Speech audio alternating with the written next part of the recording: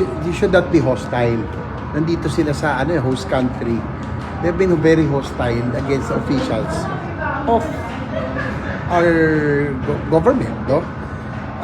Sa aking pagkakaalam, dapat they are trying to improve the relationship. Total, we have a long history of culture, culture natin, trade, economy, matagal na.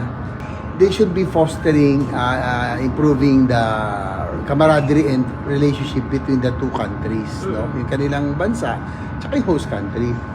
But what is happening is that bago pa lang itong Chinese ambassador, kung di nagkakami, wala pang 2 months. Hasn't been here for 2 months since he assumed. And it's very hostile. And it's not improving our relationship with China na kumbaga damage na nga because of the situation the West Philippine Sea right now.